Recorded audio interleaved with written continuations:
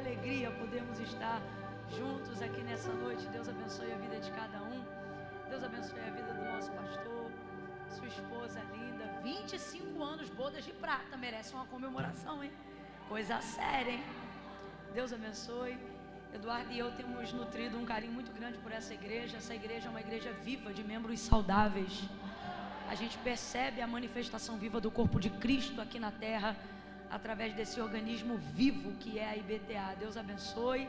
É um privilégio poder estar aqui numa segunda-feira. Olha para quem está do teu lado e fala assim para essa pessoa: tu é muito crente. Tu é muito... Mas Camila, muito crente quanto? Olha assim para ele e diz: esquece. Esquece, é muita coisa, não dá, não tem referência. Que coisa linda. A palavra do Senhor, ela diz que aqueles que me buscam de madrugada me acharão. Calma, eu não estou dizendo que a gente vai atravessar a madrugada, não. Mas o texto, na verdade, significa aqueles que me buscam primeiro, aqueles que me buscam cedo, aqueles que me dão prioridade. É isso que o texto está dizendo. Aí eu penso que numa maioria de cristãos reunidos aqui nessa noite, muitos de nós que estamos aqui fomos cultuar ao Senhor ontem, sim ou não? E existem algumas pessoas que pensam: não, no domingo já está bom, vou lá amanhã fazer o quê? Mas você pensou diferente, você pensou: quanto mais melhor, eu quero mais de Deus, né? E a palavra do Senhor, ela é muito clara sobre esse seu comportamento. Disse o profeta Isaías: benditos são os que vêm em nome do Senhor. Olha para alguém aí e diga: você é uma bênção. Agora não demonstre falsa humildade nem falsa modéstia. Olhe para ele e diga: eu sei. Pegue sua Bíblia aí, vamos ler juntos a palavra de Deus. Abra comigo a sua Bíblia no Evangelho de Jesus, segundo escreveu João. Eita, tem mistério, é? Evangelho de Jesus, segundo escreveu João, capítulo de número 21. Oh, aleluia. Aleluia. Deus abençoe. Eu tinha que falar alguma coisa, né? Vocês estavam aqui esperando, não? Me perdoa. Ó, arrebentarem. Meu Deus do céu. Aplauda de verdade, com vontade. Que ministério de louvor. Que caminho vocês nos proporcionaram. Existem pessoas que só cantam, mas vocês nos conduziram à adoração. Deus abençoe. Você é o tecladista? Vai embora não, bora ficar aí. Baterista, tu é o baterista? Vai embora não, bora ficar aí. Faz assim, ó, vai lá no banheiro e volta rapidinho. Vocês devem estar desde cedo aí, né? Vocês vão descansando que daqui a pouco a gente chama de novo, tá bom? Vocês estão bonitos, vieram chique hoje. Coisa linda. Quem encontrou o texto de João, capítulo 21, versículo 14, diga amém. Diz assim o texto: era a terceira vez que Jesus se manifestava aos seus discípulos, depois de ter ressurgido dentre os mortos. Vou ler de novo. Era a terceira vez que Jesus se manifestava aos discípulos, depois de ter ressurgido dentre os mortos. Então, que vez era essa que Jesus se manifestava, gente? Isso. Continua aqui comigo no verso 15. Depois de terem comido, Jesus perguntou a Simão Pedro: Simão, filho de João, amas-me mais do que a estes? E ele respondeu: sim, Senhor, tu sabes que te amo. Disse-lhe Jesus: apacenta os meus cordeiros. Tornou a perguntar-lhe: Simão, filho de João, amas-me? E ele respondeu: sim, Senhor, tu sabes que te amo. E disse-lhe Jesus: apacenta as minhas ovelhas. Perguntou-lhe pela terceira vez. Completa aí para mim, por favor, igreja. Perguntou-lhe pela terceira vez: Perguntou-lhe pela Simão, filho de João, amas-me? E Simão entristeceu-se por Jesus ter lhe perguntado a terceira vez, amas-me? E respondeu Simão, Senhor, tu sabes de tudo, tu sabes que eu te amo. E disse-lhe Jesus, apacenta as minhas ovelhas. Diga amém por essa palavra. Senta dando glória a Deus aí. Oh, aleluia. Oh, aleluia. Aleluia, aleluia. Aleluia. Eu vou contar de 1 a 3. Quando eu disser 3, você vai liberar uma palavra que determina o rumo profético daquilo que Deus nos confiou como resposta, como direção, como apontamento dele para a nossa vida nessa noite, tá bom? Quando eu disser 3, você vai olhar para quem está do seu lado e vai dizer assim para essa pessoa: quanto maior a intimidade, maior o confronto. Tá bom? Quanto? Calma que eu não contei até 3 ainda. Quanto maior a intimidade, maior o confronto. É 1, é 2, é 3, diga aí. Verdade. Verdade. E deixe-me lhe dizer algo. Com Deus é a mesma coisa. Essa é a realidade da nossa vida diária. Você já deve ter percebido. Por exemplo, as discussões mais tensas que você tem na sua vida são com as pessoas mais íntimas da sua convivência, sim ou não? Existem coisas que você só fala para o seu marido, você não fala para mais ninguém. Existem coisas que você só ouve do seu esposo, não ouve de mais ninguém. Se outra pessoa às vezes falasse para você o que ele fala, dava briga, de sair na mão, de dizer que desrespeito, que ousadia. Existem filhos aqui que só toleram e só ouvem o que ouvem se vierem da boca da sua mãe, da boca do seu pai. Inclusive a gente meio que já aprendeu desde criança uma resposta quase pronta. Se alguém que não usufrui do mesmo nível de intimidade querer usufruir do mesmo nível de autoridade e falar alguma coisa que não deve pra gente. Eu me lembro que quando criança eu ainda ouvia as crianças responderem assim: você não é minha mãe, você não é meu pai. Era um jeito de confrontar, apesar do abuso, né? A gente não está concordando com isso. Os mais novos não devem responder os mais velhos, mas era um jeito de dizer assim: eu não vou te obedecer, eu não vou te ouvir, porque você não tem o direito de exigir de mim o que você está exigindo.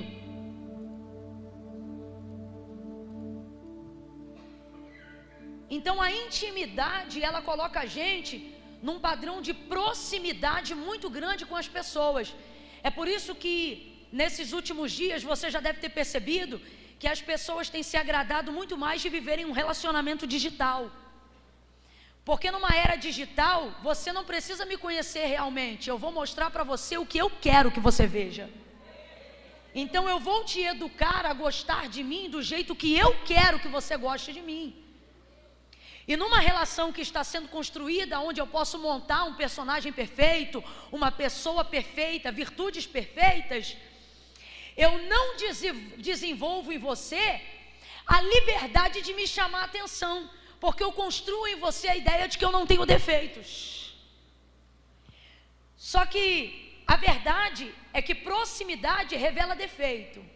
Completa aí para mim, por favor. Proximidade revela defeito. E intimidade manifesta ousadia de cobrança, de autoridade, de confronto. E é por isso que intimidade é o tipo de coisa que a gente dá para pouquíssimas pessoas. Porque é prazeroso desenvolver intimidade dentro de um relacionamento, mas é também perigoso. Quem aqui já ouviu aquele ditado que diz assim: dá dinheiro, mas não dá intimidade? Compreendendo que intimidade é aquilo que você tem de mais precioso na sua vida. E no seu relacionamento com Deus é a mesma coisa. E infelizmente, tanto na vida pessoal quanto na vida espiritual, porque Deus é espírito e convém que em espírito Ele seja adorado, As pessoas estão se distanciando de um relacionamento íntimo, não porque não querem usufruir de uma intimidade, porque diga para mim, a quem a unção de Deus não atrai? Diga para mim, qual é o homem que não teria felicidade, ainda que reconheça que a glória é de Deus, de saber que Deus fala com ele como quem fala a um amigo? Diga para mim, quem não gostaria de saber que Deus passa pelas suas mãos para curar as enfermidades? Diga para mim, quem gostaria, ou melhor, quem não gostaria de usufruir de um ambiente de adoração, aonde sem remédio você tem calmante, sem psicólogo você se sente operado, sem bisturi você se sente curado? Quem não gostaria de usufruir desse nível de sobrenaturalidade, de intimidade com o Todo-Poderoso? Mas a verdade é que também, evitando o confronto, temos optado por um relacionamento superficial, para que assim profetas não nos encontrem no meio da multidão, para que assim o conserto de Deus não nos ache no nosso dia a dia. Existem pessoas que precisam revelar a magnitude do seu pecado, existem pessoas que não querem mais serem confrontadas, nem terem seus pecados denunciados, menos ainda confessados, porque elas preferem se deitar completamente e se relacionar com as paixões da carne, a fim de que não sejam mais cobradas, nem por igreja, nem por pastor, e nem mesmo por Deus. Elas então revelam o pior que há nelas, a fim de que tudo fique escrachado de maneira visível, para que ninguém se sinta no direito de fazer cobrança alguma. O problema é que com isso perde-se também um nível de intimidade, um nível de poder, um nível de autoridade, um nível de sobrenaturalidade, um nível de unção, de convivência, de alegria. Que você só alcança dentro de um patamar de intimidade. Assim como você só ouve coisas que a sua mulher é capaz de dizer para você, você também só usufrui da vida conjugal com a sua mulher, porque a nenhuma outra você teria essa mesma legitimidade. Assim como um filho só está disposto a ouvir determinados níveis de confrontos dos seus pais, sem manifestar nenhuma agressão, assim também existem privilégios que somente os filhos podem receber dos seus pais. Deus te trouxe hoje aqui para dizer, você escolheu o tema eis-me aqui, maravilha, relacionamento, intimidade, mas não se engane, a nossa intimidade não vai te roubar do meu confronto, a nossa intimidade não vai te roubar do meu confronto. Quanto maior é a intimidade, maior é o confronto. E por que isso é necessário? E eu não estou aqui para exercer peninha de você. E nem Deus está te tratando de maneira a se condoer com a sua dor, a se sujeitar à sua pressão. Desculpa, mas eu vou falar. E aos seus níveis de chantagem emocional em oração. A palavra de Deus é muito clara. A quem muito é dado, muito será. Ao invés de reclamar da pressão, você deveria agradecer a proporção. A pressão é equivalente ao que Deus te entregou. Eu disse que a pressão é equivalente ao que Deus? A pressão é equivalente ao que Deus? Por isso Deus espera mais de você do que dos outros. Por isso Deus espera uma postura diferenciada de você, que às vezes não exige dos outros. Por isso que quando Deus te confia uma palavra profética, os covardes ficam sentados dizendo assim, ai que Deus levante outro, ai que Deus levante outro, ai que Deus levante outro. Os profetas se levantam e entregam. Você tem vivido um tempo de pressão, aonde Deus te entrega palavras e a sua carnalidade quer que você haja com covardia, dizendo que Deus levante outro, e você tem reclamado da unção, tem reclamado do peso ministerial, você tem reclamado do chamado, você reclama dos sonhos que Deus te dá, das batalhas espirituais que Ele te permite viver, você tem reclamado dos questionamentos e das angústias que o chamado te coloca, as bifurcações espirituais que a pressão de não ter coragem de tomar uma decisão sem o respaldo de Deus te coloca, porque irmão, a nossa angústia toda, ela está está baseada na certeza de que não guiamos nós a nós mesmos, mas que estamos sepultados para si próprios e vivos para Cristo. E isso cria em nós muita angústia na nossa vida diária. Por quê, Camila? Porque você não compra sem orar, não vende sem orar, não namora sem saber se é o que Deus quer, não noiva sem saber se é a vontade de Deus, não troca de igreja sem saber se Deus deu direção. E isso vai te colocando em pontos de pressão, porque se você fosse pipa voada, tu tomava a decisão que viesse na telha, mas não, tu não dá um passo sem que o Senhor te dê a direção. Isso te coloca em bifurcações espirituais, isso eleva o seu nível de pressão e de tensão emocional, espiritual e por que não dizer física. Existem pessoas que estão aqui que estão com auxílio de alguns medicamentos, porque o nível de visão e de proporção do seu chamado foi tão elevado que também comprometeu ou envolveu, é a palavra correta, envolveu o seu físico. E alguém começa a pensar, se é de Deus esse chamado, não era para essa pessoa estar tão abalada. Se é de Deus esse chamado, não era para as coisas estarem tão tensas, não era para ter choro de angústia, não era para ter aflição. Meu irmão, é justamente ao contrário. É por causa da proporção do chamado e da grandeza da visão que espírito, alma e corpo estão envolvidos. É a Deus não chamou a sua mente apenas, Deus não chamou seu coração apenas, e Deus não quer te usar como um peão apenas na sua casa.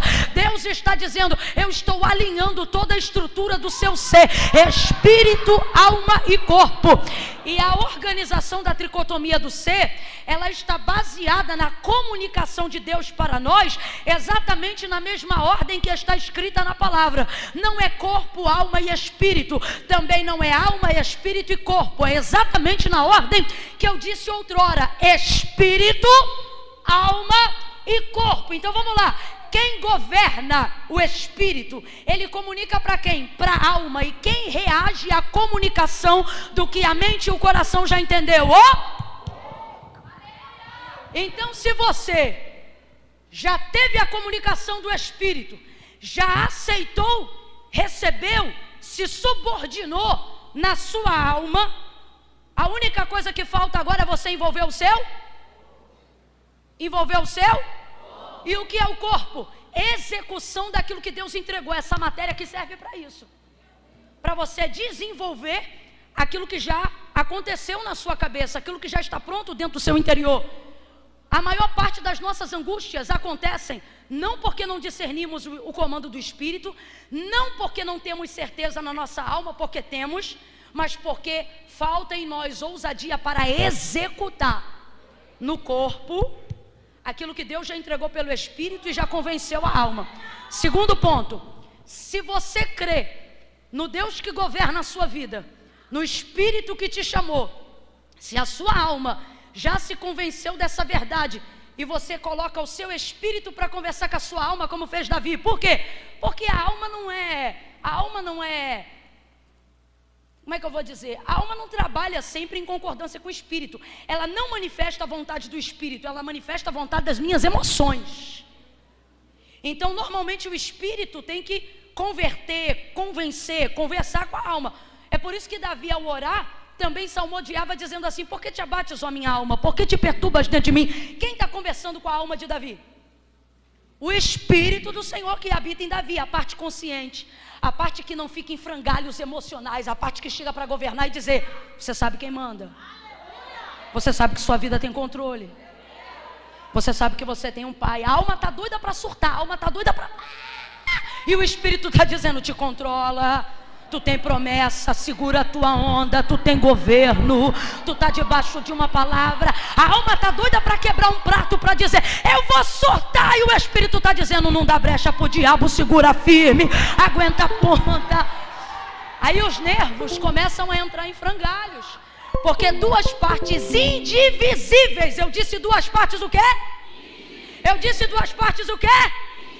Indivisíveis. É uma mistura de eita com cima de eita. É uma mistura de Deus me livre com quem me dera junto. Essas duas coisas entram em diálogo ou conversa ou briga, dependendo de cada momento. E quem é que sente? O corpo. Ele não sabe se faz ou se não faz, se reage ou se não reage, se vai ou se não. E aí você sente. Você sente problemas de nervos. As doenças psicossomáticas começam a se manifestar. Teu cabelo começa a cair, você vai no médico, não tem nada, nem anêmica você tá. Tem nada.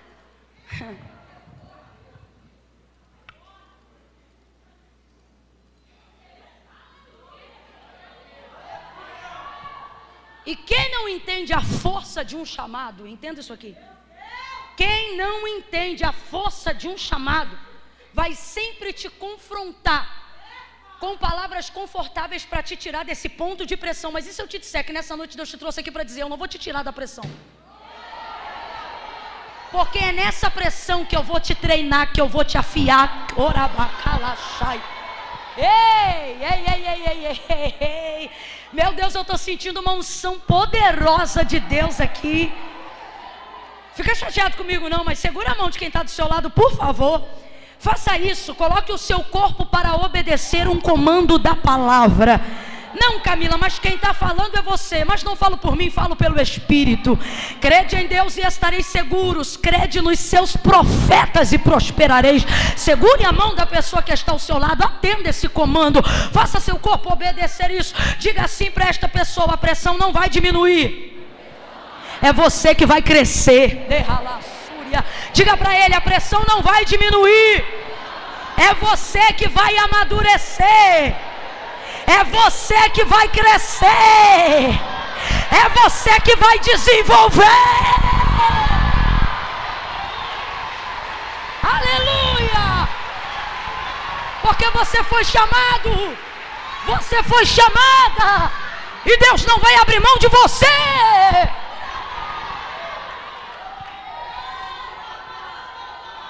Quando a gente pega o avião, eles têm costume de comunicar quando chega a 10.000 pés.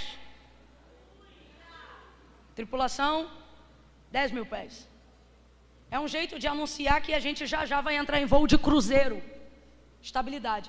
Então, qual é o maior momento que poca o ouvido, que dá aquela pressão, que quem tem alergia começa a ficar entupido de tudo que é lado? Enquanto ele está alcançando os 10.000 pés. Mas quando chega no voo de cruzeiro, a pressão já está estabilizada. Veja bem, não é que ela diminuiu. Pelo contrário, quanto mais alto. Só que o corpo, as funções, a pressurização da cabine já se ambientou a realidade daquele voo. Só que até ele chegar a esses 10.000 pés. Então eu vou perguntar: a pressão diminui? Pelo contrário, quanto mais alto, maior a. Então veja, a pressão não diminui, é a aeronave que já está pronta.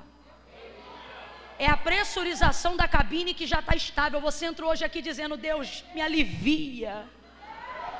E Deus está dizendo: tu está quase pronta, tu acha que eu vou te aliviar agora? Você entrou hoje aqui dizendo: Deus, me dá um conforto. E Deus está dizendo: é ruim, a parte mais difícil já passou, você vai entrar em voo de cruzeiro já. Oh meu Deus.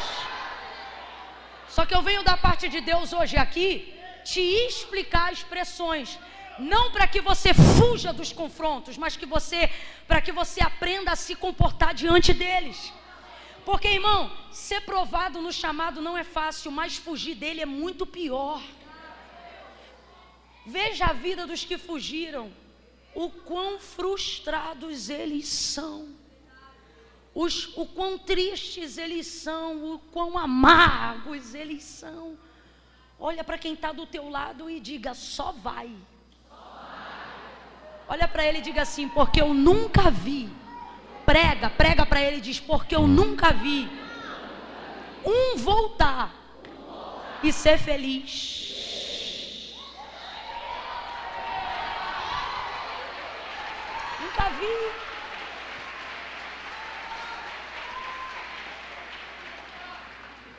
Nessa noite o Senhor falou comigo sobre Pedro, porque ele ele tem similaridades muito próximas às nossas, há uma identificação muito real com o chamado da vida real. Chamado da vida real. O chamado dele começa em Lucas, capítulo de número 5. Redobra a sua atenção. Redobra.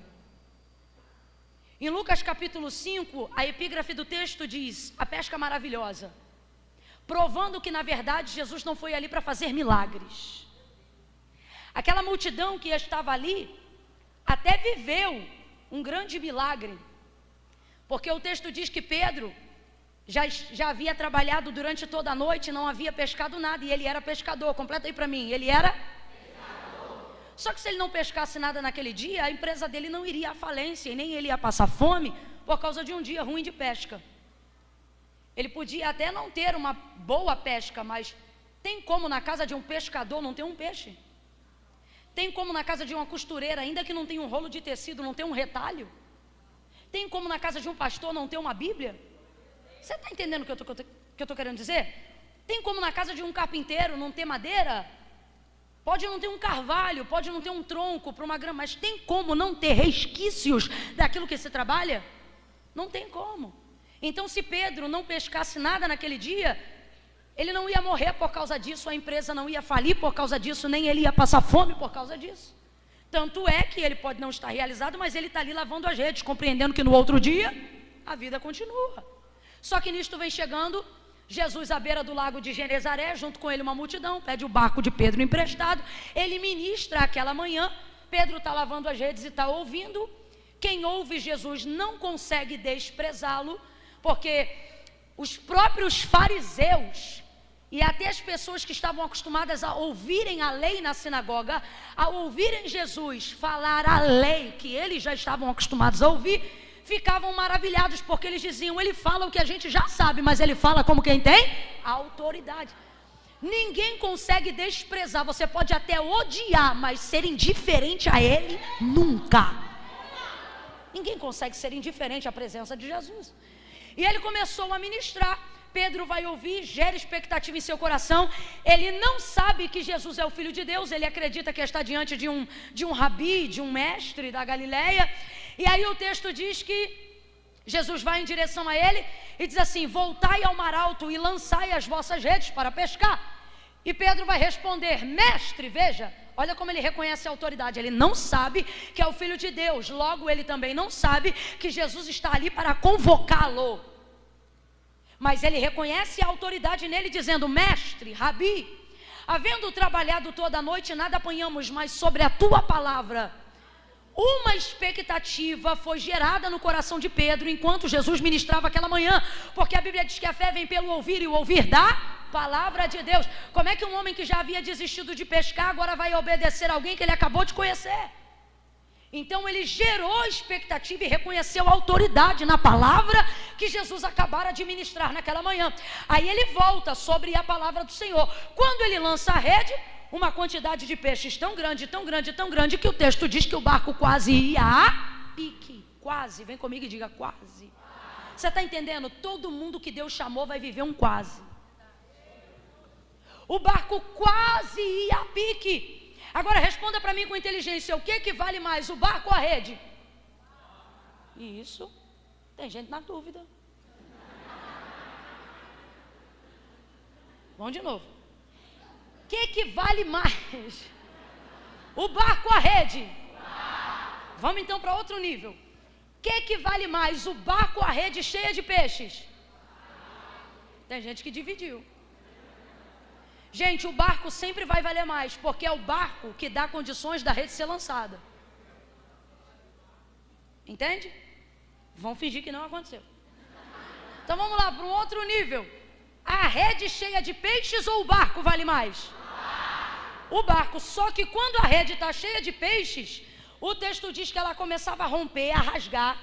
E olha que doideira, ela está começando a rasgar, bispo Alex, por causa da quantidade de peixes que foi o próprio Jesus que mandou e que introduziu sobre a sua palavra dentro da rede.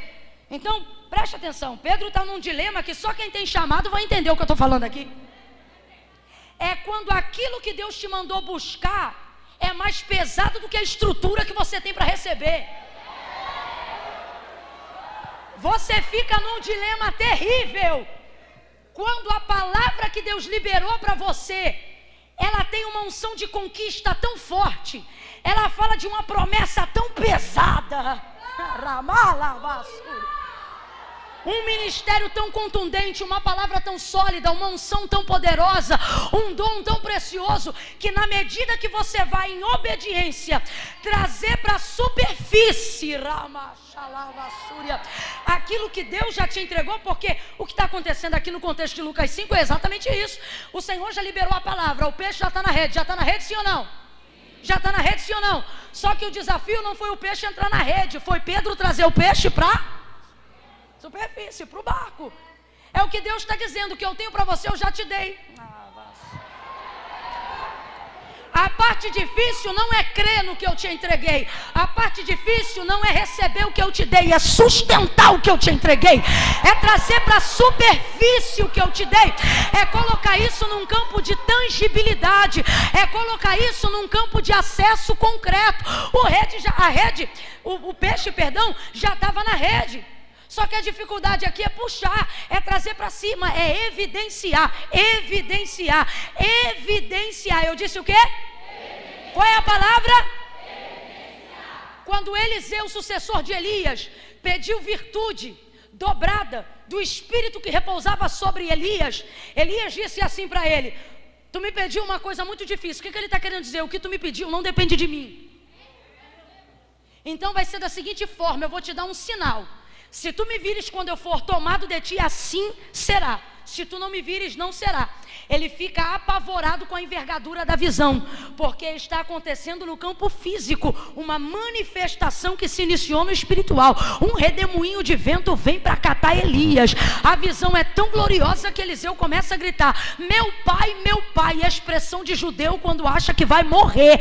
Ele está apavorado, mas está de pé. Está apavorado, mas está aguentando, porque a palavra era o quê?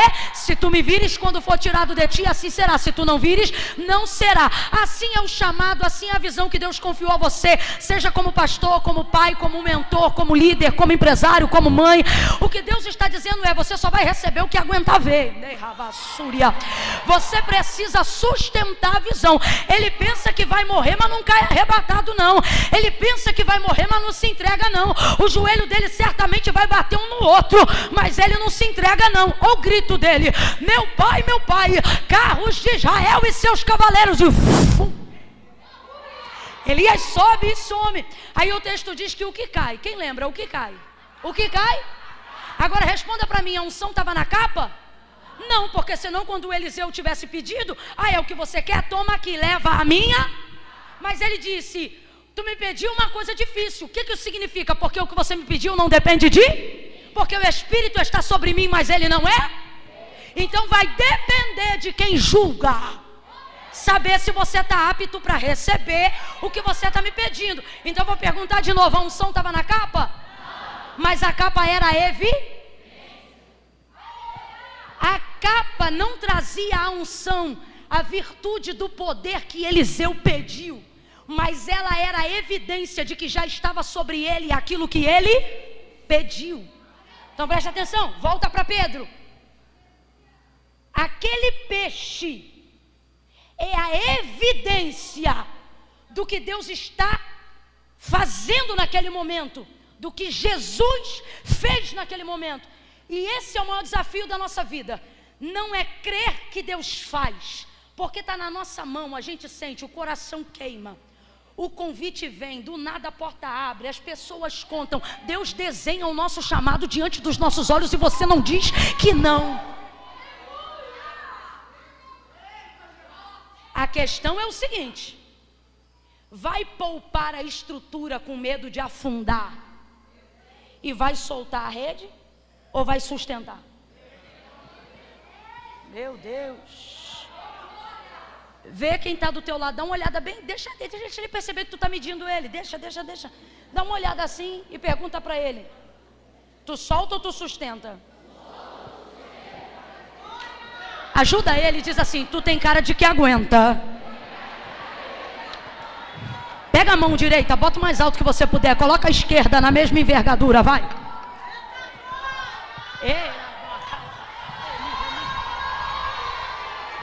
Pode vindo, meu filho. Bota a mão bem alto aí. No 3, tu vai estender essa mão sobre o ombro de alguém. Mas não é de qualquer jeito não. Você vai deixar essa pessoa perceber que ela não veio para uma noite de entretenimento gospel. Você vai deixar ela perceber que Deus a assentou do lado de um profeta, de uma profetisa do eterno, de alguém que tem unção na mão. Eita! Jesus vai aumentar a resistência da tua sustentabilidade quando essa pessoa impuser as mãos sobre o seu ombro. No 3, você vai botar a mão no ombro dele ou dela e vai dizer: segura firme que o teu chamado aguenta. É 1, é 2, é 3. Vai, vai, vai. Vai, vai, vai. Segura firme que o teu chamado aguenta. Sustenta, sacode ele e diz: sustenta, sustenta, sustenta. Vai entrar um pouquinho de água, mas sustenta. Vai parecer que vai afundar, mas sustenta. Vai parecer que vai divorciar, mas sustenta. Vai passar perseguição, mas sustenta. Tem dias que você vai sentir medo, mas sustenta. Tem dias que você vai precisar de um calmante, mas sustenta, sustenta, porque o Deus que te entregou a evidência também já mediu a tua estrutura. Esse barco não vai afundar, este ministério não vai afundar. A palavra que Deus te liberou não vai te levar a náufrago. Deus está criando uma plataforma firme e segura.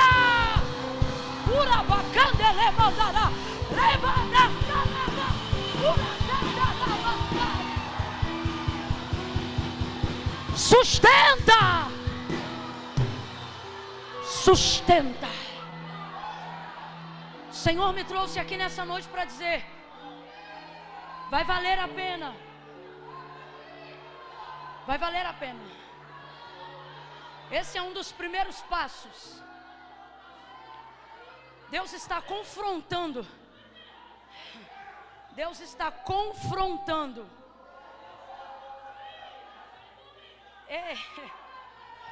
Você pensou que Deus ia chegar assim, ó. Você pensou que Deus ia chegar assim hoje, ó. E Deus está chegando assim. Bora!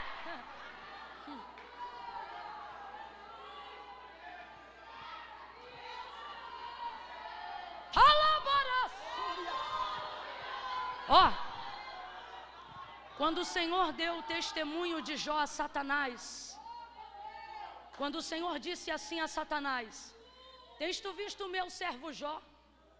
Não há nesta terra homem. Grava isso. Quando o Senhor deu o testemunho de Jó a Satanás, ele disse assim: não há nesta terra homem. Terceira vez, presta atenção. Quando o Senhor deu o testemunho de Jó a Satanás, Deus disse assim: tens tu visto o meu servo Jó? Não há nesta terra reto, íntegro, temente, desviado do mal como o meu servo Jó. Beleza. Ah, mas tu também serve a ele de balde? Deixa eu tocar no que ele tem para o Senhor ver quem ele é. Ok, toca no que ele tem. Porque ninguém diz para Deus quem a gente é. Ninguém diz para Deus quem a gente é. Deixa eu tocar no que ele tem para tu ver quem ele é. Toca. Mas esse toca não é toca para eu ver, toca para você ver, porque eu já sei quem ele é. Tem vezes que Deus permite uma ardente prova, não é para ele ver, é para que os outros vejam o que ele já viu em você. Então sustenta o testemunho que Deus quer dar de você. Aí veja, aí Jó, meu Deus, gente, a Bíblia diz que homem como provado como Jó, antes dele igual não houve e depois dele igual não haverá. Foi tanta prova que tem gente que nem acredita. Há uma corrente teológica que nem acredita que Jó foi de fato um homem, mas acredita que o livro tem todo um contexto poético, porque não baseado na crença de que ninguém aguenta ser tão provado como foi Jó. Então é como se fosse a tipologia de um homem ideal. Eu prefiro crer como está escrito, que houve um homem na terra de Uz, que foi de confiança, íntegro, sincero, reto, desviado do mal e temente. E aí o que acontece? Jó vai ficar atordoado, porque a prova dele é muito grande. E o Senhor chamou ele para dar testemunho, porque chamado é isso, não é para dar testemunho de quem eu sou, é para dar testemunho de quem? Vou falar melhor. Chamado não é para dar testemunho de quem eu sou, é para dar testemunho de quem me chamou. Entende? Então, Jó começa a ficar atônito. Filho morreu, um monte de coisa aconteceu, tanta luta, tanta desgraça, tanto dilema. E ele começa a dizer, se eu defraudei alguém, se eu estou devendo, fala comigo. E ele começa a inquirir o Senhor. E ele faz aproximadamente 70 perguntas para o Senhor. Quando chega no capítulo 38, depois dos amigos terem falado, depois de Jó ter falado, Deus vem falar no capítulo 38 do livro de Jó. E Deus fala do 38 até o 41. Até o 42, na verdade. E aí ele vem falando. Só que olha que interessante. Quando Deus se apresenta para falar com esse Jó, que foi provado, que é temente, que é íntegro, que é legal, que é o testemunho do Senhor, que é a pessoa que Deus próprio escolheu para dar testemunho diante de Satanás, e etc. Olha isso. Deus não vem chegando, meu filho. Deus não vem chegando dizendo, meu filho, eu te entendo, olha essa prova, mas calma. Não, olha como é que Deus chega. Falou todo mundo. Quando Deus vem falar, você pensa que Deus vai chegar e vai afagar ele, vai cuidar dele, vai consolar ele. Aí Deus chega e diz assim, cinge os teus lombos como homem, e eu falarei contigo. Você acredita que essa é a primeira frase que sai da boca de Deus em direção a Jó? Quando depois de tanta súplica Deus decide falar, olha como Deus chega. Cinge os teus lombos como homem, e eu falarei contigo. É porque era outro nível, mas se fosse hoje é como se Deus dissesse assim, o nível do que eu te confiei não permite esse nível de comportamento me inquirindo. Porque quando eu dei testemunho de você a Satanás, eu disse, tens tu visto o meu servo Jó? Não há nesta terra. Então, cinge os teus lombos como? Sabe o que Deus está dizendo? Sustenta o testemunho. E você pensa que Deus vem consolando? Vem não, irmão. Ele vem rasgando, dizendo, você quer me perguntar? Vou te fazer algumas perguntas também. Se tu fores capaz de me responder alguma, eu me calo para ouvir e responder as suas. Se tu és sábio e entendido, Jó, diga-me, aonde tu estavas quando eu lançava os firmamentos sobre a terra? Porque eu não me lembro de ter te visto lá. Rapaz, Deus vem rasgando. Deus diz assim, Jó, se tu és sábio e entendido, que isso aqui significa o seguinte, se tu achas que pode debater comigo, responda para mim como é que se formam os ossos no ventre da mulher. Podes tu dizer a treva onde é o limite dela? O oceano das águas porventura te obedece? A Leviatã porventura teme a você? Jó, onde tu estavas quando eu lançava as nuvens sobre o globo? Jó, onde tu estavas? E podes tu coordenar o celeiro de onde eu escondo a neve? Mano, ele vem rasgando Jó, ao ponto de que no verso 11 do capítulo 41, ele diz assim para Jó, diga-me primeiro, quem primeiro me deu para que eu tenha obrigação de retribuir-lhe? Tudo que está debaixo do céu é meu. Meu Deus! O que Deus está dizendo rasgado na cara de Jó é isso aqui, está me cobrando o que, rapaz? O que é que eu te devo?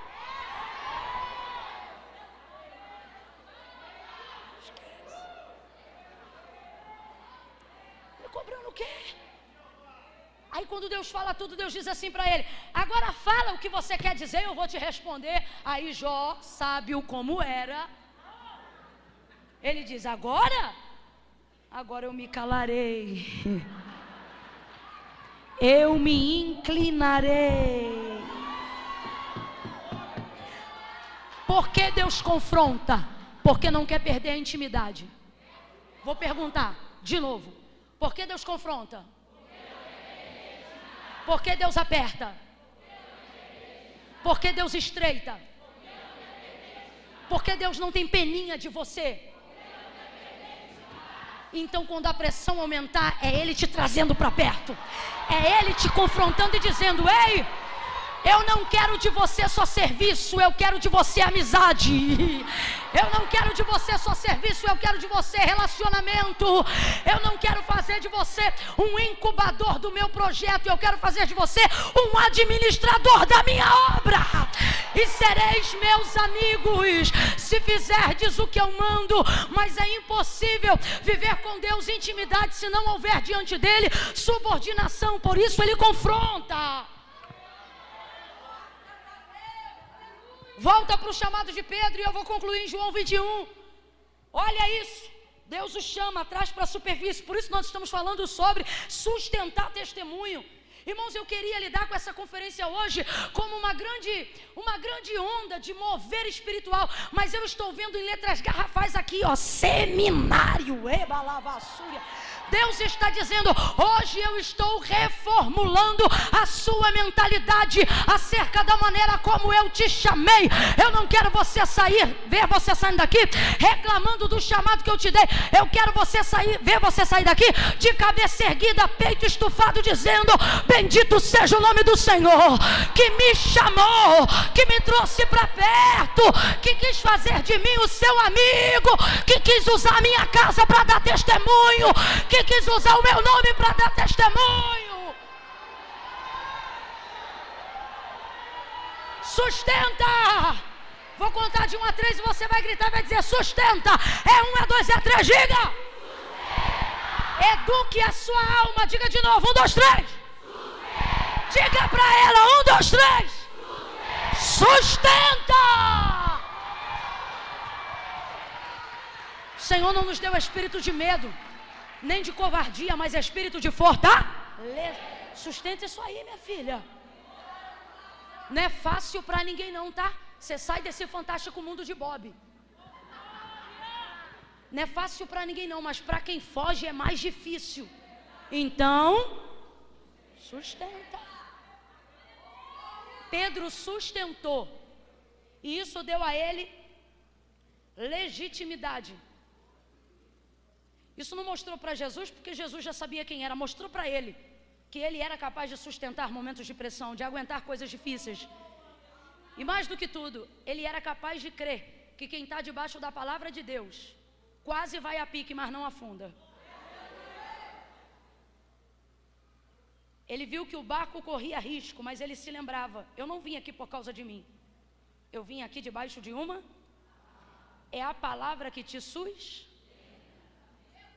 Quando você achar que está faltando fé, na verdade o que está faltando não é fé, é memória. Você está se esquecendo das coisas que Deus falou para você. Por isso traga a tua memória nesta noite as coisas que Deus disse a seu respeito, as coisas que Deus disse a respeito da tua casa, da tua família. E quando alguém disser, solta a rede, está quase afundando, você vai dizer, não, eu sustento porque eu estou debaixo de uma palavra. Não vai afundar, não vai afundar, não vai afundar, não vai afundar. Trouxe para a superfície, manifestou a evidência. Na hora que ele viu que o que ele estava vivendo era obra de milagre, ele vai se aproximar de Jesus e vai dizer assim, afasta-te de mim, porque eu sou um homem pecador e tu és santo. Então qual foi a primeira palavra que Pedro verbalizou no dia do seu chamado? Para Jesus que o chamava, afasta-te de mim. E eu tenho para mim que esse é um dos motivos do porquê Jesus está chamando ele. Jesus ama quem tem consciência de que não era digno. Essas pessoas têm consciência da graça. Elas não se envaidecem. Elas reconhecem que não são dignas do lugar que Jesus as chamou para ocupar. Afasta-te de mim, porque eu sou um homem pecador e tu és santo. Aí Jesus vai dizer o que para ele? Segue-me. Veja, enquanto ele queria se afastar, Jesus queria se... Igualzinho você.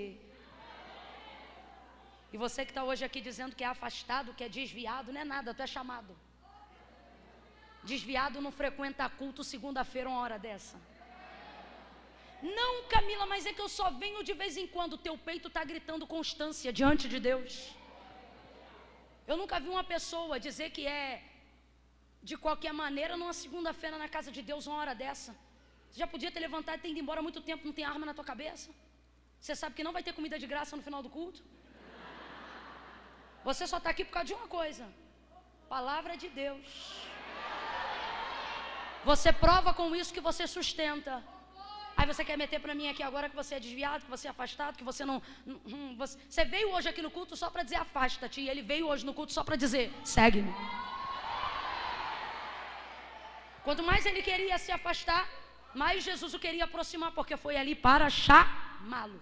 Uma vez chamando, largou rede, largou tudo e seguiu. Seguiu e vai viver agora 3 anos e meio de mentoria com Jesus, irmãos. Irmão, 3 anos e meio de mentoria com o verbo vivo. Onde ele deita, você deita, o que ele come, você come, e tudo que ele fala, você consome. Daqui a pouco o teu jeito está parecendo com o dele.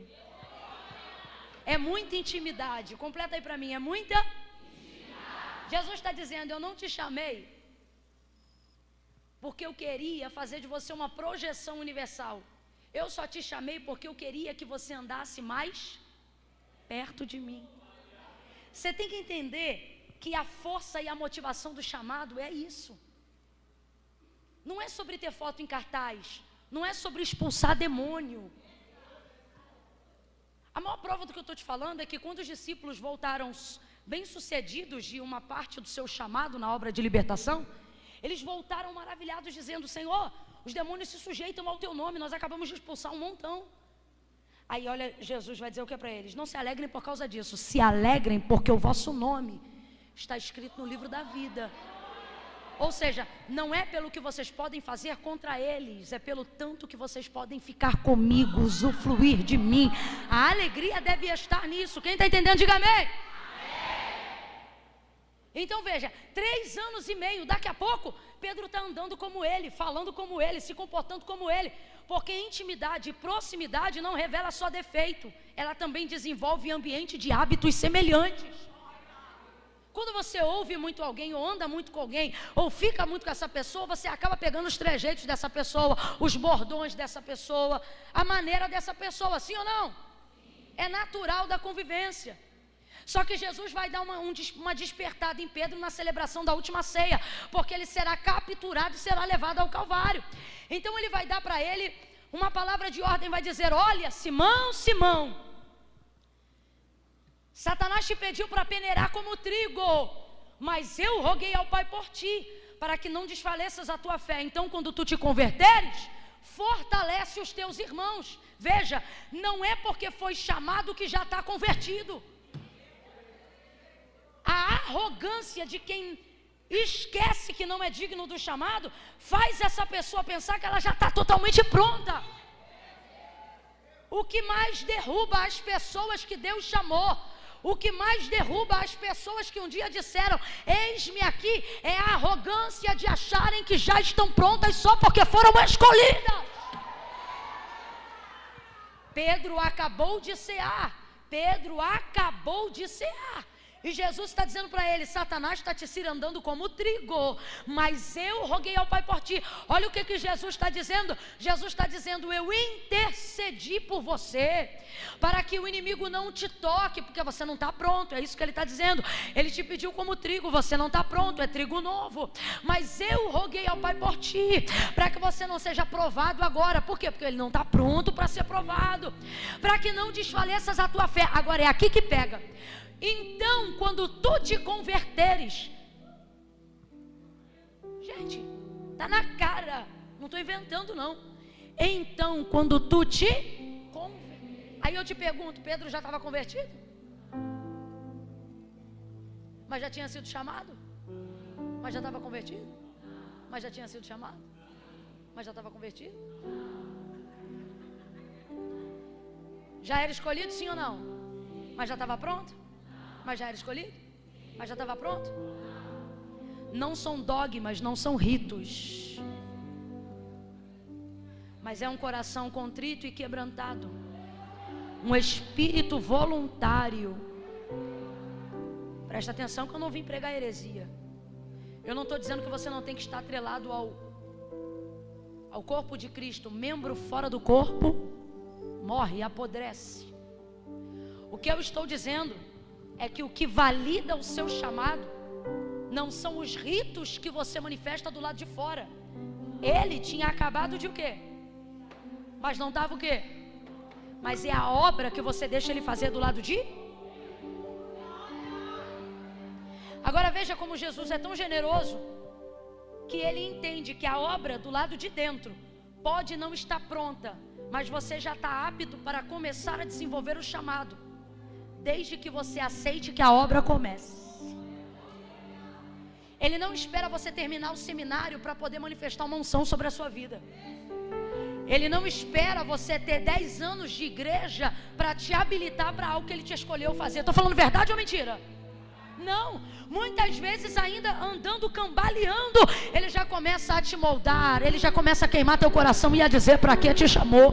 Sim ou não? Sim ou não? Sim. Então quando tu te converteres, fortalece teus irmãos. Mas há aqui uma palavra de esperança também. Olha o que ele está dizendo. Agora você não está convertido, mas quando ficar, vai ficar tão bom que vai ter fé para fortalecer os outros, vai ter fé para convencer os outros. Resumindo a história, que eu estou falando aqui do chamado de Pedro, nós vamos terminar no capítulo 21. No dia que Jesus é crucificado, vai se cumprir o despertamento que Jesus deu para ele e não ouviu. Olha aqui para mim. O confronto não é porque você peca. Ele também vem porque você peca. Mas o confronto antes de vir, depois que você pecou, é sobretudo para que você não peque. O confronto da ceia foi: Pedro, Satanás está te cirandando. O que isso significa? Vigia, fica ligado. Eu roguei ao Pai por você para você ter livramento. Então presta atenção.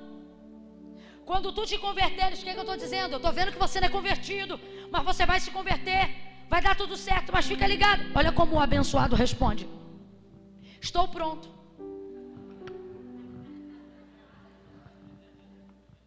Estou pronto para ir contigo até a prisão e a morte. Tudo que Jesus acabou de dizer é: vigia, porque você ainda não está. Se tu não está nem convertido, o que fará? Pronto. Pedro, ainda hoje, antes que o galo cante 3 vezes. Quantas vezes?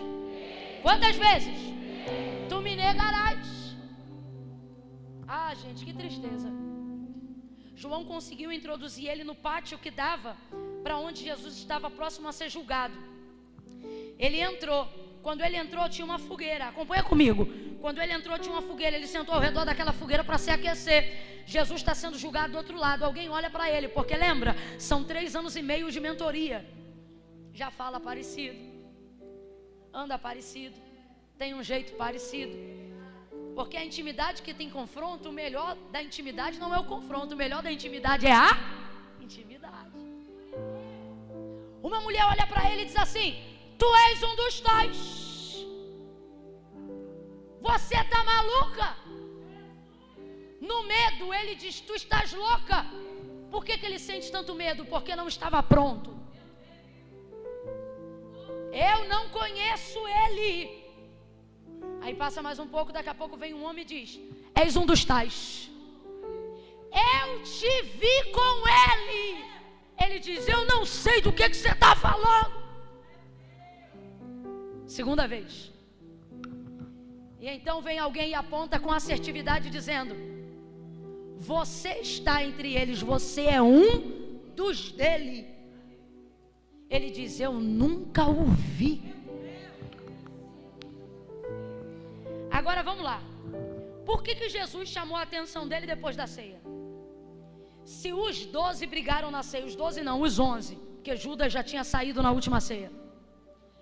Teve uma discussão forte entre os 11 depois da ceia. A discussão foi quando? Que ceia era essa? A última ceia. Então era uma ceia muito importante, foi a melhor ceia que eles já tiveram. Jesus usa essa ceia como parâmetro da próxima que teremos. Aleluia.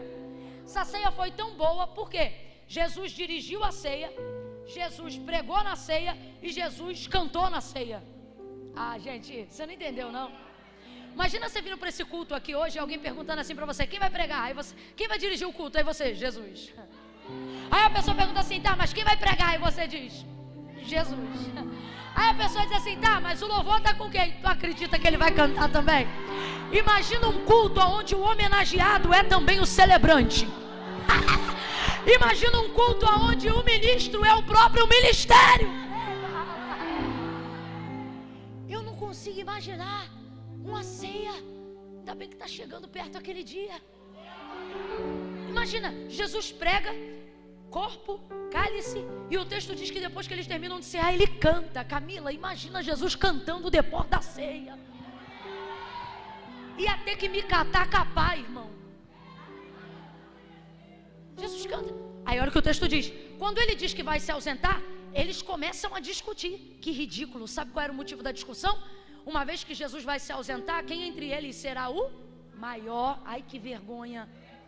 Jesus nem se ausentou ainda e eles já estão brigando para saber quem vai liderar no lugar dele. Aonde Jesus está, ninguém compete. Aonde Jesus está, ninguém disputa. Aonde Jesus está, ninguém briga por posição nem por cadeira. Ele é o maioral.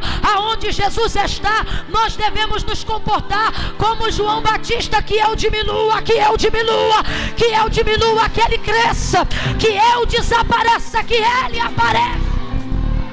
Mas aí, quando Jesus chama a atenção de Pedro, você entende o porquê dessa discussão. É porque estão tudo ceando, mas ainda não são. Tu que briga antes do culto acabar, tu já é crente, mas ainda não é convertido. Tem gente aqui que vai chegar em casa hoje, quando vê a louça já começa a gritar. O marido pergunta: tu veio do culto? Tu veio da onde? A pessoa não entende. Ó, aí Jesus vai dizer assim: no meu reino, o maior é o que serve. Jesus está dizendo: não há problemas em querer ser grande no meu reino. O problema é a motivação pela qual você quer ser. No meu reino você pode ser grande, mas a única maneira de chegar a esse lugar é servindo o menor. Veja isso. Os 11 discutiram. Olha o que o texto diz: e por causa disto houve forte discussão entre eles. Alguém ficou vermelho, a veia do pescoço de alguém se levantou. Ó, depois da ceia, que bate-boca, hein? Aí Jesus chega, acaba com a discussão, mas só chama a atenção de um. Quem? E não chama ele de Pedro, chama ele de raiz de origem do seu nome. Sabe o que ele está dizendo? Não estou falando com o que eu chamei hoje. Estou falando com a tua natureza caída, com o teu nome passado. Só chamou a atenção de Simão. Por quê? Porque ele só tinha proeminência de liderança para um entre os 12. Quem era ele? Tu és Pedro. Sobre esta edificarei a minha, e as portas do inferno não. Quem foi o primeiro apóstolo da igreja? Quem dirigiu os demais depois da assunção de Jesus Cristo em Atos 1? Quem coordenava a oração da igreja primitiva? Quem dividia os horários? Quem dirigia a igreja? A quem muito é dado, muito será. Agora vamos lá, tem como alguém brigar sozinho? Foi Pedro que brigou sozinho? Se houve forte discussão entre eles, significa que quantos brigaram? Quantos? 12 não, gente, Judas já tinha vazado. Quantos brigaram? Quantos brigaram? Quantos foram advertidos? Não. Advertidos. Mas quem foi imprensado? Quem foi confrontado?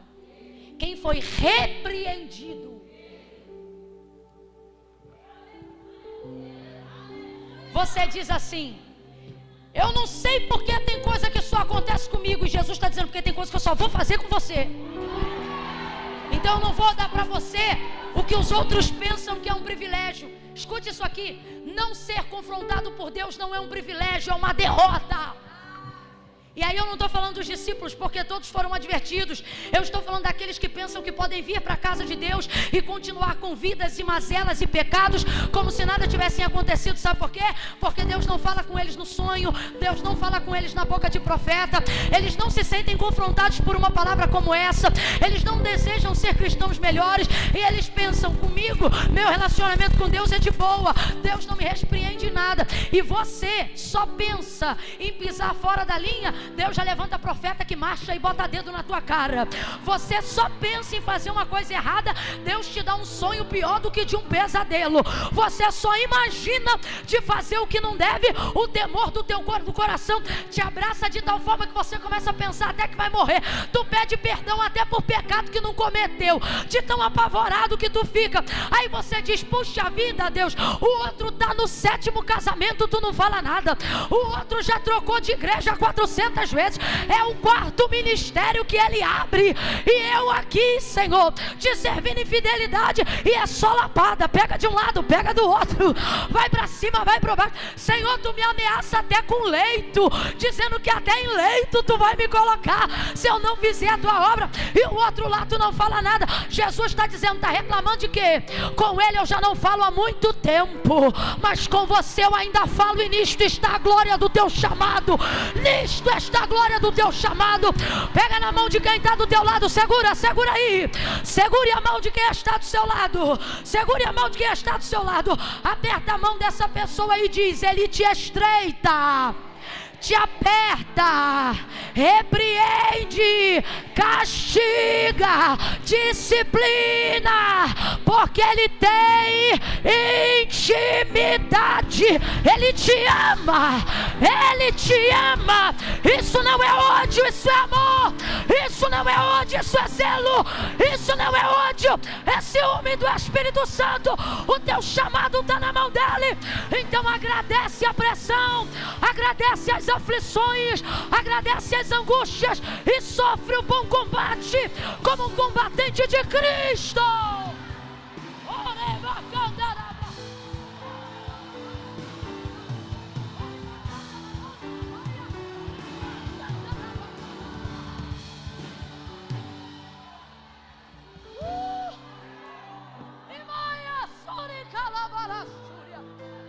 Há uma palavra de ordem nessa noite aos escolhidos, e esta palavra é: sustenta. Qual é a palavra? Qual é a palavra? Qual é a palavra? Sustenta. Ei, senta aí que eu vou pregar mais 15 minutos.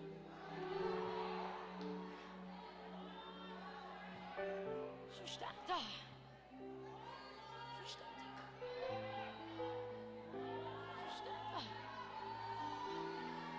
Deixa eu explicar um negócio aqui para vocês, e vocês sabem disso muito bem.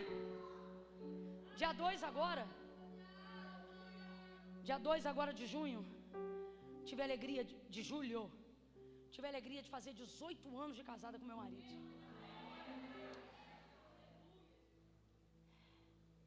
Quando é que ele vai estar aqui, pastor?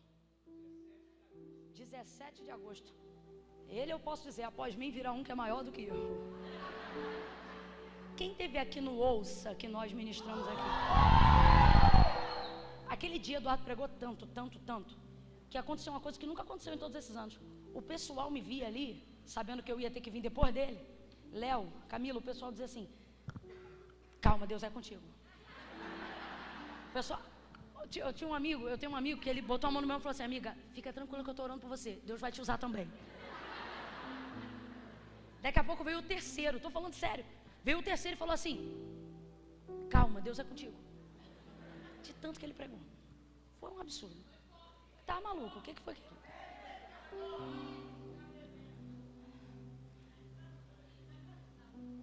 Uma bênção.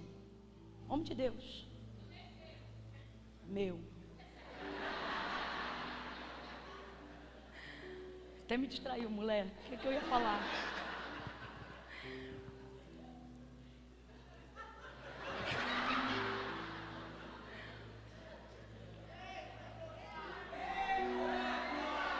Que poder que um homem tem sobre uma mulher, né, pastor?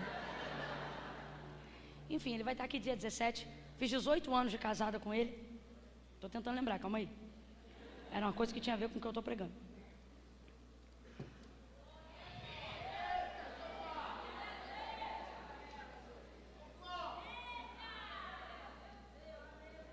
Vou sustentar, não vou mudar o tópico não.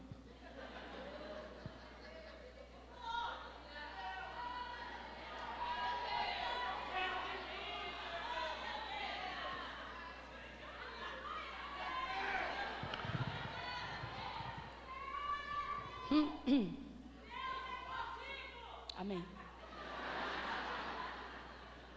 Lembrei. 18 anos de casada com ele. Quando foi ontem, hoje ele fez um post falando sobre a maturidade dos 18 anos, né? Que no casamento não define os 18, mas que ele almejava fazer 18 porque ele tinha a lembrança da autonomia, porque desejava tirar a carteira de habilitação, e aqui no Brasil a gente só pode tirar a carteira, ainda é assim? Com 18 anos. E isso fala sobre a nossa autonomia, legitimidade para poder fazer algo que só o tempo vai te habilitar a fazer. No chamado, irmãos, você não pode desprezar o fator tempo. Existem coisas que só o tempo é capaz de maturar a legitimidade de uma autoridade que Deus já te deu. Por exemplo, Jesus disse assim aos seus: ficai em Jerusalém até que do alto seja revestido de poder. Isso ia levar tempo. Agora veja, Jesus já havia delegado poder e autoridade sobre eles, muito antes da descida do Espírito Santo, mas isso ainda era uma palavra e não uma evidência real, que só seria legitimada com a descida do Espírito Santo. Jesus havia dito para eles: vocês entrarão em lares, casas, aldeias, cidades, pisarão serpentes e escorpiões. Se vocês declararem a paz se estabelecerá sobre aquele lugar, e vocês também terão autoridade de removerem a paz daquele lugar, se vocês não forem bem recebidos. Vocês comerão coisas mortíferas, e essas coisas não lhes farão dano algum. Aí ele diz assim: porque eu vos dou poder. Mas eles saíram dali na hora e começaram a praticar aquilo que Jesus havia liberado? Não, porque havia uma ressalva. A evidência da execução, do cumprimento desta palavra ia levar um pouco de... E esse tempo seria determinado pela descida do Espírito Santo. Ficai em Jerusalém até que do alto seja revestido de... Aí ele diz: e só então ser-me-eis testemunha, Judeia, Samaria e até os confins da terra. Tem gente que está aqui angustiado porque ainda não está vivendo a materialização e a evidência do seu chamado. E Deus te trouxe hoje aqui para dizer: o eis-me aqui vem antes da materialização. Você diz eis-me aqui, e a materialização vai levar um tempo de maturação para você desenvolver isso. Então, não fique ansioso, só siga, só vá. Veja, 3 anos e meio de mentoria, andando com ele, comendo com ele, ouvindo diretamente dele, mas negou ele. Quantas vezes? Isso é grave. Eu disse que isso é? Não vem para cá querer trazer teologia para mim de que o que Pedro fez não foi tão grave quanto o que Judas fez. Não é comparando pecado que você vive transformação, é se arrependendo. Não é olhando o tamanho do pecado do outro para tentar medir o tamanho do seu, é olhando para o seu. É uma conversa fiada de gente que não consegue progredir no chamado, porque preste atenção, o pecado ele até te afasta de Deus, mas o que te mantém distante é a hipocrisia, de tentar diminuir o que você tem consciência que você fez. E o que eu acho lindo, e por isso Pedro foi o escolhido para que o Espírito Santo ministrasse ao nosso coração essa palavra, por isso ele foi o escolhido para essa noite, porque ele não diminui aquilo que ele fez, ele entende a gravidade do que ele fez. Depois de ter negado Jesus 3 vezes, parece cena de filme. O texto diz que Jesus vai saindo, quando o galo canta, ele negou a terceira vez. Aí antes do galo cantar, ele negou a terceira vez. Aí o galo canta. Aí vem Jesus passando. O texto diz que o olhar de Jesus foi por cima do ombro e bateu de frente com o olhar de Pedro. A primeira pessoa que Pedro viu depois de negar Jesus foi Jesus. O texto diz que diante desse cenário, ele saiu dali e foi chorar amargamente. Completa para mim, por favor, igreja. Ele foi chorar? Ele foi chorar? Você precisa sentir quando você não tem atitudes à altura do teu chamado. Ah, mas o outro não faz metade do que eu faço. Isso não é sobre o outro. Eu vou te falar a verdade. O pecado de Pedro não foi tão distante do pecado de Judas, mas a maneira como eles se comportaram colocou um em cada polo do outro. Então não é sobre aquilo que eu ou o outro comete, mas é sobre a maneira que nós nos comportamos diante daquilo que nós cometemos. Não é sobre pecadinho, não é sobre pecadão.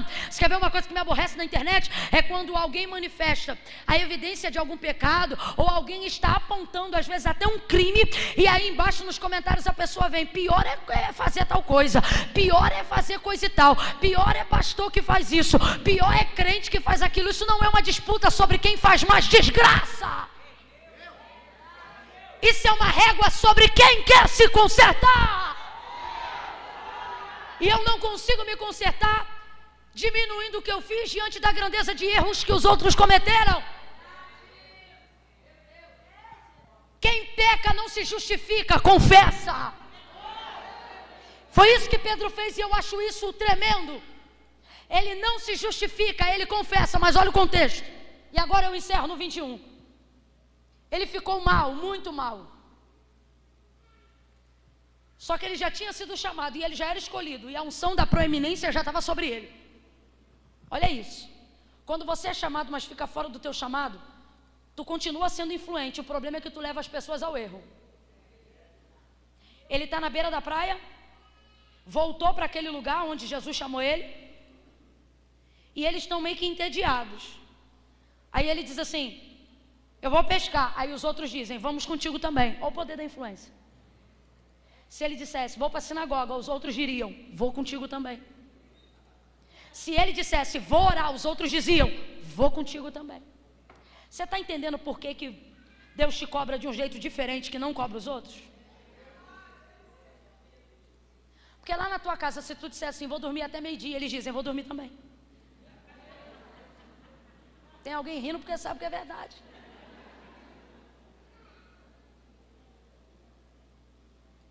Deus está dizendo para você: é por isso que eu não te permito alguns luxos.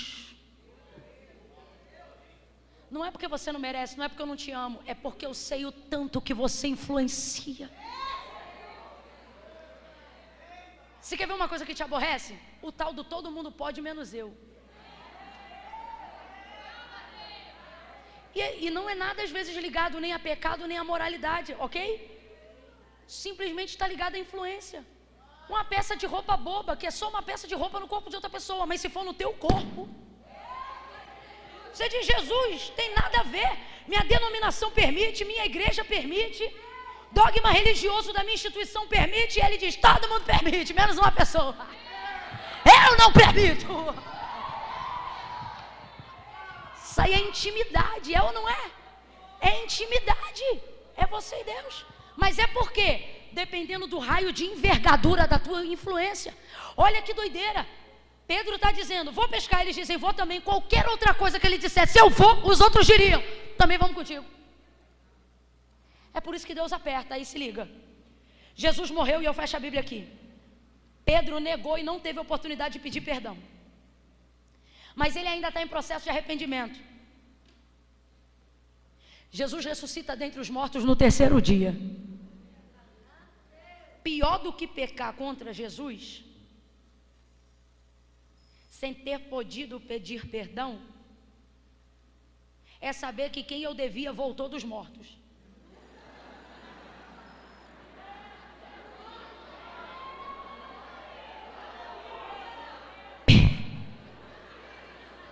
Pensa numa fatura bem alta de cartão, bem alta, de um cartão que não é teu, que alguém te emprestou.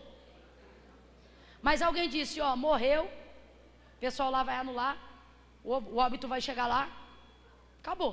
Um exemplo louco. Você diz, puxa vida, que feio, mas eu também não tinha dinheiro para pagar. Aí você pensa assim, não tinha dinheiro para pagar, puxa vida.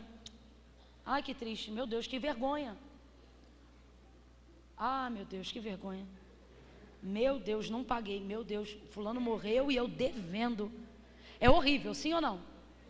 Aí você pensa isso na sexta, no sábado,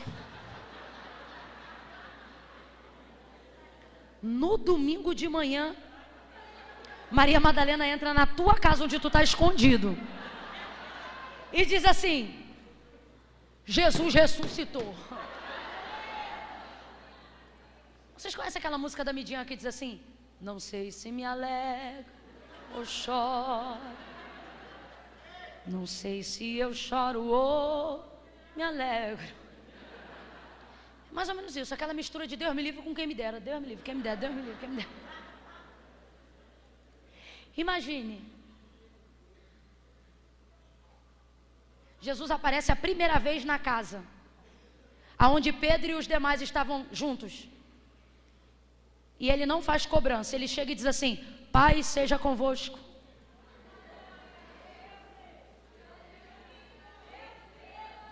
Vem comigo, eu estou encerrando, eu prometo que eu estou mesmo, eu também não aguento mais, espera aí. Ele entra dentro da casa, Pai seja convosco. Cobrador, uma das funções do cobrador é não te dar, não te dá paz. Jesus chega na casa onde eles estão, pastora, e diz, paz seja convosco. E a paz de Jesus foi ele mesmo que disse, não é uma paz como a de vocês. Ele diz, a minha paz não é como a paz que o mundo dá. A minha paz excede todo entendimento. O que Jesus está dizendo? Minha paz não tem lógica. Tipo, tu está devendo e está em paz. É lógica. Paz seja convosco. Maravilha, trouxe paz. Jesus tocou no assunto? E ele tocou? Lógico que não. Simão. Segunda vez ele aparece na casa de novo, por causa da incredulidade de Tomé que não estava lá da primeira. Volta ele naquela casa. Segunda vez ele chega e diz, paz seja convosco. Todo mundo, paz. Shalom. Jesus comentou alguma coisa? E Pedro comentou? Ninguém falou? Se eu sou Pedro, eu penso, não vou comentar. Esqueceu. Vai ver que a morte no processo da ressurreição reciclou. Acabou.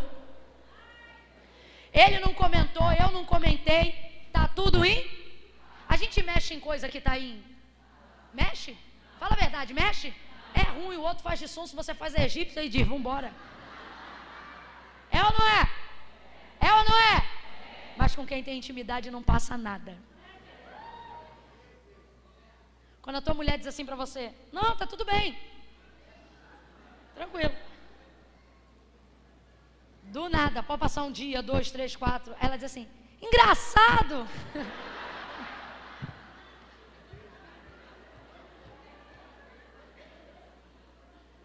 Não deixa passar.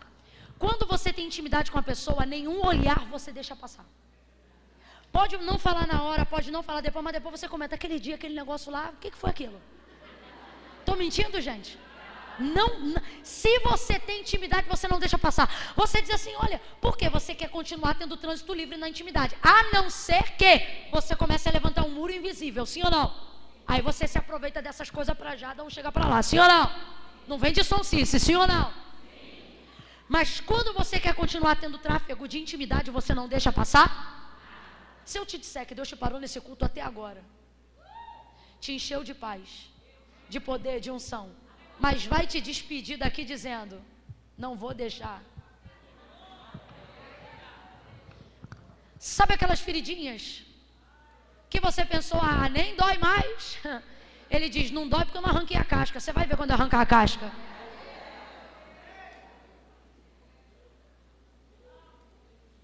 Ele está dizendo para alguém aqui, a fim de preservar não o nosso relacionamento, mas o nosso nível de intimidade, eu não vou deixar passar nada. Agora, bispo, olha que coisa tremenda. Não falou a primeira vez, não falou a segunda vez. Aonde Pedro estava na terceira vez? Lá, no mesmo cenário. Não era a mesma praia, mas era o mesmo cenário. Barco, rede e os outros. Jesus passa na beira daquela praia e diz assim: filhos. Jesus, quando é bom, mas quando ele quer confrontar, ele é melhor ainda. Filhos, tens de comer? Aí João, não. Como quem diz, olha, a gente não tem nem aqui, vai que ele está pedindo comida também.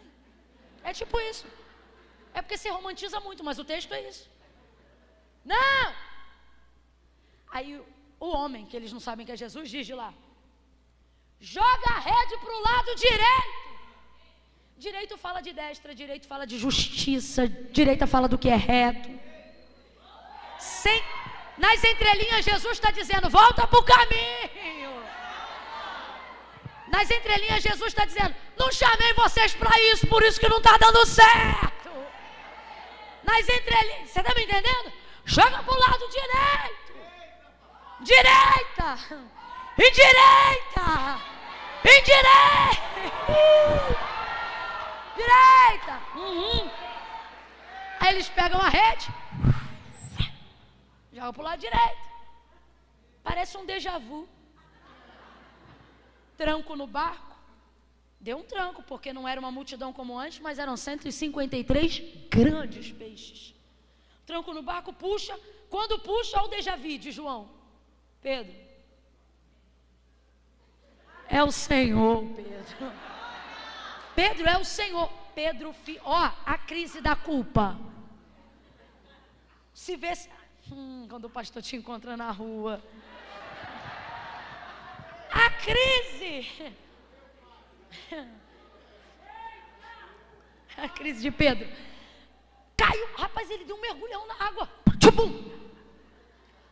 Me ajuda aí, que agora senão vai descer muito seco. Se jogou dentro da água. Bota assim um...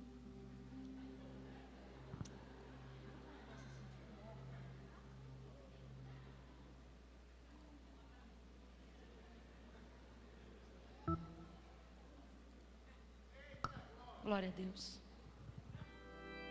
É isso aí mesmo. É isso aí mesmo. É isso aí mesmo. Isso, igual aquelas igrejas americanas. Ele falou assim: não tem mais, eu dou um jeito. E ele era exatamente isso. Direita, jogou, puxou. Vem meu baterista no pratinho. Isso. Segurou. Sustentou não, se jogou. Já foi, deu um climão. Sustentou. Gente, eu não sei vocês, mas eu não sei o que ia ser da minha vida sem os músicos da casa de Deus. Culto com eles é outra coisa. Sempre seja grato aos músicos da casa de Deus. Sempre, sempre, sempre. Eles elevam para outro nível. Pode ver, todas as vezes que você deu um salto da cadeira, não foi quando eu preguei, foi quando eles reagiram.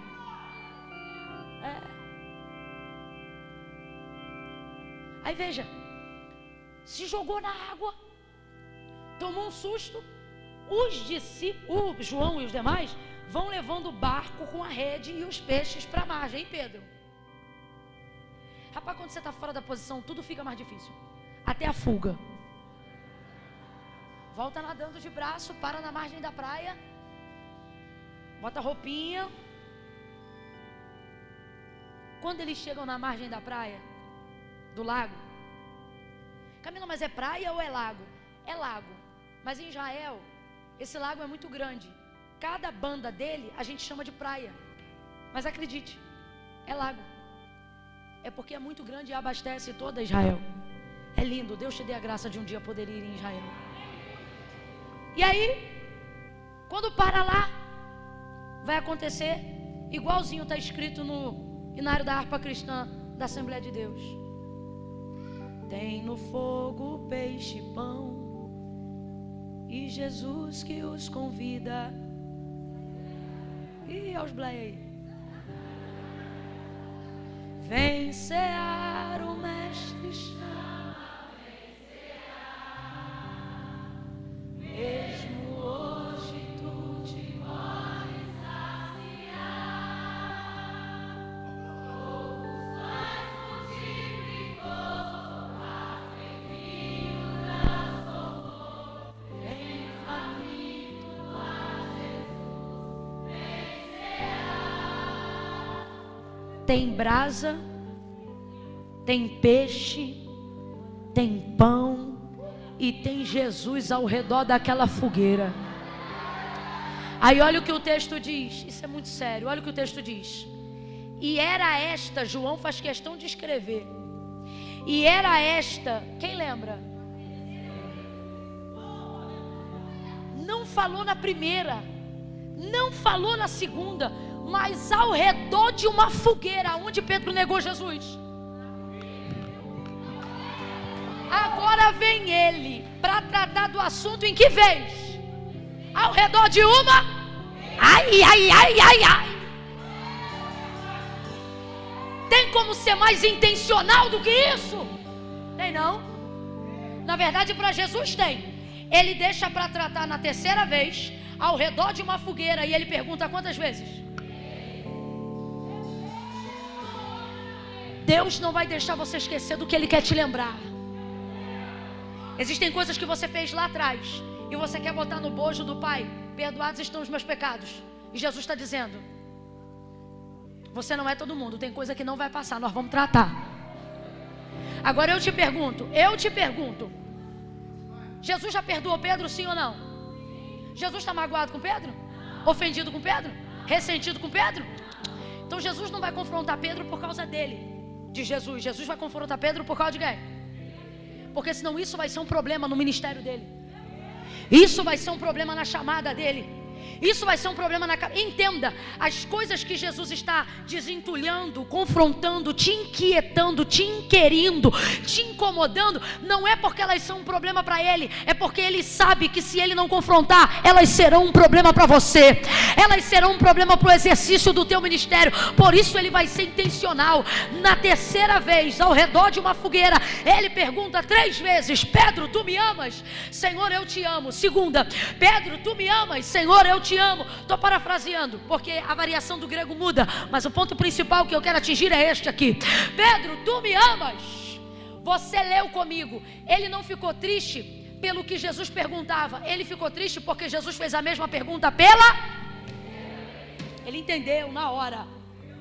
Isso aqui não é uma pergunta aleatória, ele está sendo intencional. Eu vim como profeta de Deus aqui nesta noite, de dizer que nesses 5 meses que faltam para terminar o nosso ano, Jesus será intencional em todos esses meses, porque as coisas que carregamos e que atrapalharam a nossa vida em ministério até hoje, não vão atravessar 2023 com a gente, elas serão resolvidas. Seja profeta para alguém aí agora e diga para esta pessoa: este ano, tá fraco, seja profeta, diga: este ano Jesus vai tratar tudo. Ele não vai deixar passar nada, não vai passar nada, não vai passar. Ele faz a ferida, mas ele também liga. Ele mata, mas ele também faz viver. Ele abate, mas ele também exalta. Ele está dizendo: eu vou confrontar, mas também vou te consolar. Eu vou denunciar, mas também vou te sustentar. Eu vou te ajudar a confessar esse pecado, mas também vou caminhar contigo no processo de restauração dele. Não vai passar nada. Fala para os 3 aí, anuncia, diga: não vai passar nada. Esse ano não passa nada.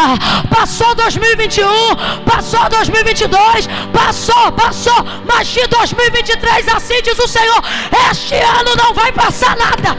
Eu vou passar um pente fino na tua vida espiritual, e tudo que estava impedindo, atrapalhando, tolindo o teu chamado, vai ser resolvido. Não é vergonha, é solução. Agora olha como Jesus é lindo. O confronto dele é regado de paz. As 2 vezes que veio, trouxe guerra, disse paz. seja convosco. Sabe o que ele está dizendo? A única pessoa capaz de lidar com seus traumas, de lidar com sua dor, sem lhe deixar traumatizado, sou eu. Eu consigo, o Senhor está dizendo para alguém aqui, tocar em uma dor antiga, sem trazer um sentimento de trauma novo. Por isso eu vou tratar com você. Deus está dizendo isso a alguém. Eu vou tratar com você. Vou tratar com você as dores que a tua mulher não conhece, mas eu conheço. Eu vou tratar com você. E se eu te levar a um nível de exposição, saiba, a exposição é momentânea, meu perdão é permanente. A exposição, o constrangimento é momentâneo, a minha libertação é permanente. Quando ele ouviu Jesus perguntar a terceira vez, tu me amas? Ele sabia porque estava perguntando, aí ele respondeu diferente. Tu sabes. A amargura voltou toda. Tem coisa que você pensa que está resolvido só porque não toca mais no assunto, mas é tocar no assunto que você vai ver que não está resolvido. E é por isso que Jesus está dizendo, não deixei os vizinhos tocarem, não deixei tua família tocar, mas eu vou tocar.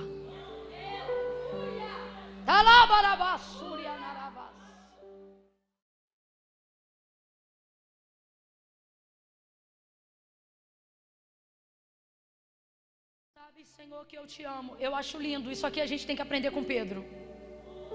Olha isso, tu sabes, Senhor, tu sabes tudo. O que é isso, tu sabes tudo? Tu sabes que eu te neguei, tu estava lá, tu me viu. Eu me lembro, tu te lembra, eu me arrependo, tá doendo. Eu não confessei, tá aqui a chance. E etc, etc, etc. Essa é a parte do tu sabes tudo, ok? Mas tem a parte do tu sabes tudo. Tu sabes que eu te amo. Sabe o que ele está dizendo?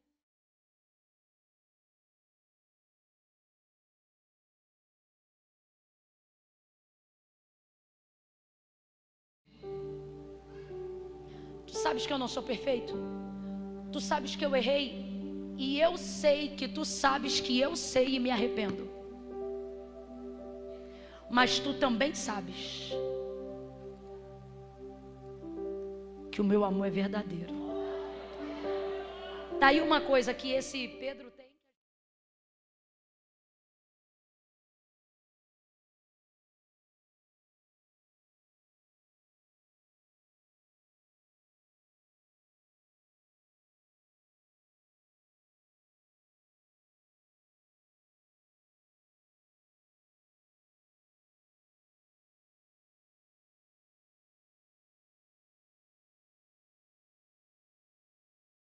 Para mim, como foi que Pedro morreu? Crucificado. E por que foi de cabeça para baixo? Porque ele pediu, dizendo, eu não sou digno de morrer a mesma morte do meu Senhor. Vira a cruz de cabeça para baixo. Ele preferiu aumentar o nível de tortura, porque reconhecia que não era digno. Quando ele dizia que estava pronto, ele estava pronto? Quando ele disse que não era digno, ele estava pronto? Você está entendendo a maturidade do seu chamado? Quanto mais pecador você se sente, não é porque você não está pronto, é porque você está ficando cada vez mais maduro. Então veja, não é a sua falta de prontidão que te afasta do chamado, porque Jesus vai te usar assim mesmo.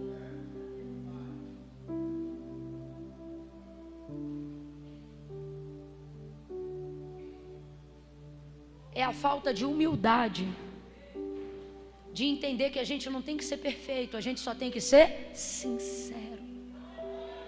Sabe qual é o problema? Você quer unção igual.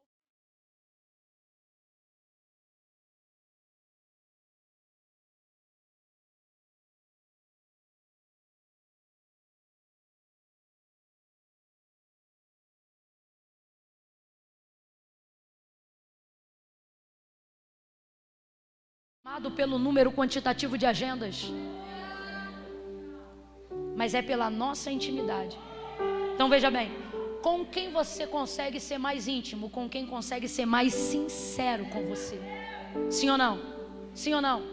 Se só você conta as coisas da sua vida para alguém e esse alguém só ouve e não te conta nada, para de contar. Confiança é via de mão dupla. Só você conta, ele não conta nada, então meu filho, segura a tua onda. Se tu conta um podre seu e ele não conta 2, não conta mais nenhum teu. Não conta. Sinceridade, intimidade. Jesus não disse para ele, vai ficar no banco 1 ano. Jesus o promoveu. Aí isso buga. Aí o Espírito Santo falou para mim algo que é difícil de falar na igreja, mas eu vou ter que falar. O Senhor disse assim para mim: conjunto de regras, normas é importante. Disciplina, repreensão. Irmão, sem regra isso aqui não é mais uma instituição santa, menos ainda religiosa. Tem que ter, ok? Porém, o que traz a disciplina é a consequência do seu pecado. Porque o arrependimento não traz consequência, traz promoção. Acredite nisso. Como Jesus está trabalhando com a motivação, porque diferente de nós, Ele conhece o coração das pessoas. Quando Pedro admitiu o que fez, mas manifesta o seu arrependimento, Jesus não diz para ele, 3 anos fora do corpo de Cristo. Jesus não diz para ele, não vai mais ser o apóstolo da igreja, porque tinha que dar o exemplo e foi o primeiro a negar. Não, olha o que Jesus diz: apacenta as minhas ovelhas. Isso é promoção, sim ou não? Sim ou não? Jesus está validando a liderança que já havia confirmado lá atrás. Ele está dizendo, eu entrego para você, é na tua mão que eu vou dar, é com você que eu estou contando. Isso é promoção. Jesus está dizendo, ei, o pecado vai sim trazer consequências, as decisões erradas vão sim trazer consequências, mas o seu arrependimento vai te levar a lugares mais altos. O seu arrependimento vai te fazer sublimar todas as consequências que você teve que viver em razão do que fez. Então olha para quem está do teu lado e diga assim, se Jesus tratar, vai ter consequência, mas se você se arrepender, vai ter promoção. Pega a mão dele, pega a mão dela, profetiza aí, entrega essa palavra, diga assim, ainda este ano, Ministério de Louvor pode vindo, ainda este ano, profetiza, crente, diga, ainda este ano vai haver promoção. Então deixa ele tratar, deixa ele confrontar, deixa ele tratar. Quem reconhece que tem algo do que se arrependeu hoje aqui, fica de pé num salto dessa cadeira, comece a pedir ao Senhor, Senhor, me conduz ao arrependimento verdadeiro, me conduz ao arrependimento sincero. Ô gente, qual era a pregação de João Batista? Porque é chegado o reino do céu. Olha isso aqui.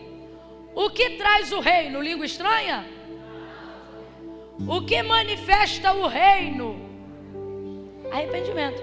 Olha o que ele dizia: produzir, pois, para si.